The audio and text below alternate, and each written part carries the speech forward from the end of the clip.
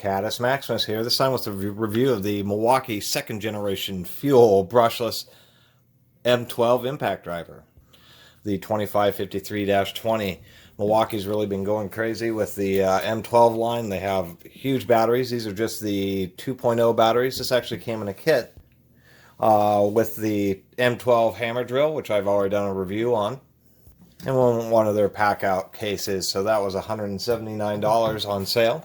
This is a pretty nice little impact driver. As I said, Milwaukee has been going crazy. They have a couple, 3 dozen tools. They have dozens of tools in the M12 line. They have a whole bunch of impact wrenches. They've come out with extra large capacity batteries, up to 6 amp batteries, and so they have like 1/2 inch drive impact wrenches in the M12 line now. Of course, 1/4 inch and 3/8. I think the 1/4 inch of this is the 2554, and like the 3/8 is the 2555, etc. This thing really is light and pretty compact and should pack a pretty good punch. We will mention, yes, the Milwaukees do have a pretty nice spindle, although DeWalt has improved that on their new brushless line. It does have an easy 1-finger push insert for the chuck, but it doesn't have a spring loaded, so when you pull the collar, you do need to pull out the bit. I kind of like that on the DeWalt, or when you pull the collar, it kind of ejects it a little bit. But this thing has a lot of power. It does have multiple modes, kind of like the DeWalt does, but it has 4 modes. It has 3 levels of power, and it would be going from 1, 2, 3, and then it has a special sheet metal screw driving mode. Now, just to give you a quick run up, 1, 2, and 3. Now, this has a soft start. That's the easiest way to say it, is a soft start. And it just isn't quite as responsive as the DeWalt. Although I believe, this has quite a bit more power, especially if you put in the big battery pack, so to get even more amps. But I was just noticing that when you kind of go fast, it definitely has a soft start, so some people may like that. On the DeWalt here, even though this is the 3/8 impact wrench, it seems a little more analog. And that just kind of caught my eye. Nice fit and finish. I've already talked more extensively about the grip size on the Milwaukee versus on the DeWalt. The DeWalts do have smaller grips, but as a result, with just the same 2 amp battery packs on both of these, the Milwaukee is actually going to be quite a bit more compact, or definitely shorter, I should say.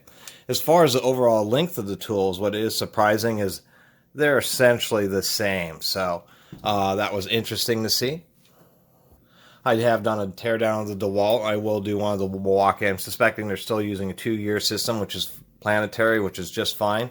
Where DeWalt has moved up to a 3-year on this little impact wrench. Of course, we'll talk about the Illumination. And the Milwaukee has just 1 LED. It works. It's okay.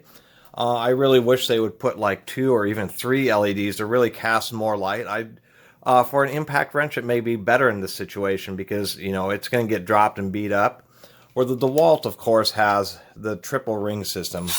I mean, there's the Milwaukee, and then here's the DeWalt. So the DeWalt has an awesome light system, but over time, as this gets beat up, gets dropped, the DeWalts can have issues where the little light ring, can get destroyed. I have seen that. Although I will say, where the DeWalt left their this whole little control, it's okay. It has decent protection. Milwaukee really took it a step further. This is well recessed, and it has this cruciform shape, so it has these little wings to help protect it. I do like that quite a bit. The only thing I really wish is that if they would have used green LEDs, because they would have been a little bit brighter in this compact size, and would have been a little bit easier to see. Of course, it does use a vertical battery system, which can be a little bit more difficult to go in and out. But I've been realizing that even though I complain about the grip on this a little bit, drills of yesteryear, like this Makita nickel metal hydride drill, that's just how big. This had good ergonomics, and really it's still a lot bigger than what these M12, so I won't criticize that too much. We do have a belt hook on the side, and it actually does balance pretty nicely, but it is kind of a flimsy belt hook. I wish it was just a little bit more robust. The DeWalt, I think, has learned that, and that's why their belt hooks are just so thick now. Is just because they do get bent easy. If this is hanging off a tool belt or just off your regular pants belt and it gets caught, it's going to easily bend out.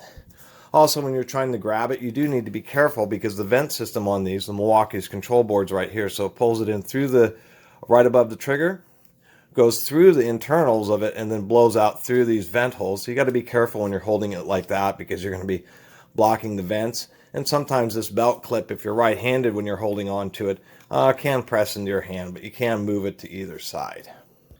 The only other thing is the reverse switch. They have it set back further than it is, say, on the DeWalt. You can see that, how much further back from the trigger point it is. And that makes it a bit more difficult. It's easy to hit with your thumb, but your finger kind of is in the middle and it's not easy, and you really need to get it pushed over or it still will block. Blocking is when it's in the middle position to prevent it from accidentally operating. Alright, I'm just going to do a little driving demonstration. It's, I find it difficult to really, do good comparisons to really show the speed and the torque and all that without making a long video. And the point of this is just intrinsic, because for some people it may be just a little bit different. Meaning that if the battery's freezing and you're trying to drive huge screws like this 4-inch Tapcon into really dry lumber, you may not think any tool feels as powerful as it should be, versus the same screw on a warmer day where the battery's warmer and it's in, say, wet Douglas fir, which is really easy to drive screws through. That would be the difference. I'm using a pre-piloted hole, but it was piloted with just a standard deck screw, and these Tapcons or concrete screws are much larger diameter, just to see how fast it drives it in here. Full power.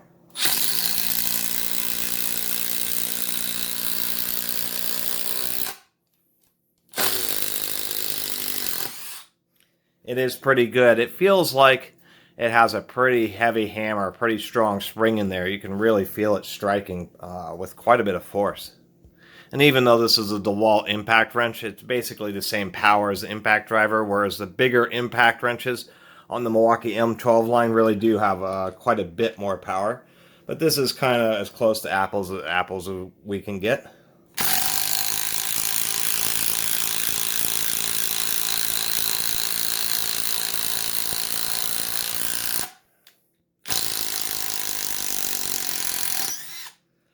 Yeah, you could hear the DeWalt was working harder, and it definitely seemed like it took a little bit longer to drive that screw in.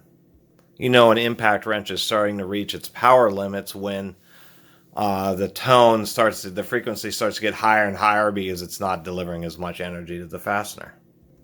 Okay, I have a 3-inch threaded 1/2-inch bolt with a just slightly undersized drilled hole. The point of this really isn't for anything, just to see how it just pounds away on a bolt with a lot of friction. I think it should get all the way down reasonably quickly, but just to show with the socket adapter, and I am using one of the short Milwaukee ones. There's a lot of extra mass, so the more mass you're driving, the more power it takes from the impact wrench.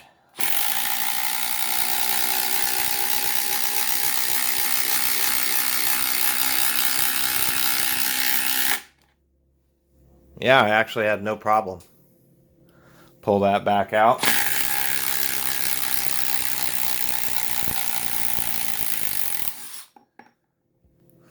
Here we go with the DeWalt. I don't know how even this is going to be, whether the hole that the Milwaukee went through was more crooked and may have taken more or less power than the DeWalt.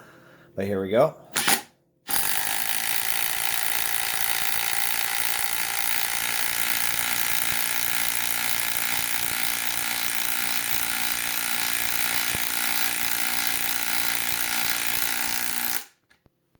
Oh, that didn't even get it all the way down. It's still definitely turning it. And as I mentioned with impacts before, you have to be careful because there's impact wrenches that may not actually have quite as high an absolute amount of deliverable torque, but spin really fast. So they, will going side by side against another impact. Since I'm talking about the Milwaukee is what I should be saying. Just because it seems to drive a screw faster than the other impact doesn't actually mean that it may have more absolute power. And really how you do that is you have some kind of, a real torque testing machine. I don't have anything like that. But you can have a situation where you're running lag bolts that are way too long for the driver and just put a bolt in with one driver and then see if you can get any more turn out of the other one. I was kind of hoping for that would occur with this, but it didn't.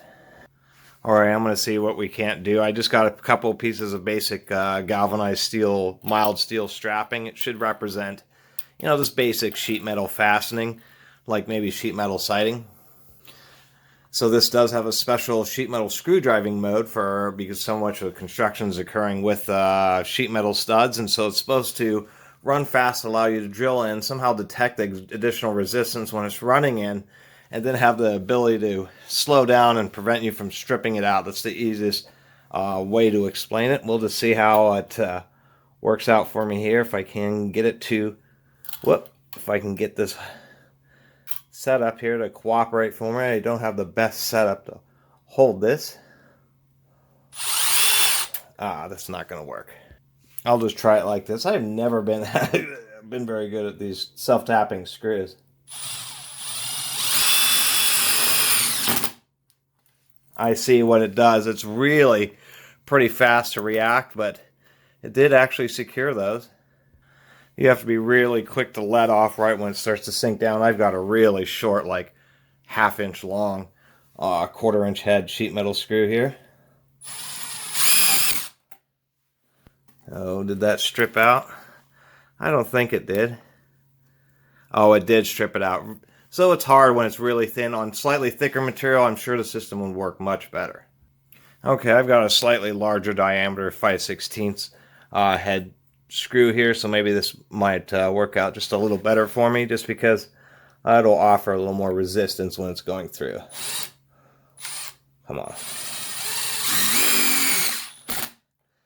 Okay, it did work a bit better in that situation. So anyway, actually doing those few simple just examples of the same operation side by side with the DeWalt, I definitely believe that this certainly has more torque. The DeWalt was struggling, so I would say that this thing easily has maybe 15 to 25 foot-pounds more. The DeWalt's advertised at 125. And I think the Milwaukee is right around the same or something, but it really does feel like it's delivering quite well, and I could only imagine with a higher capacity battery. Also, the way the sheet metal system works, and they do have these programmable Bluetooth tools, but that's, you know, kind of out of my league because, you know, I'm not interested in having, you know, for a lot of people, being able to program the Milwaukee, I think it's called the One Touch system, is amazing because on their impact drivers, you can actually program torque limits and that type of stuff. So for real professionals, that is a real big deal.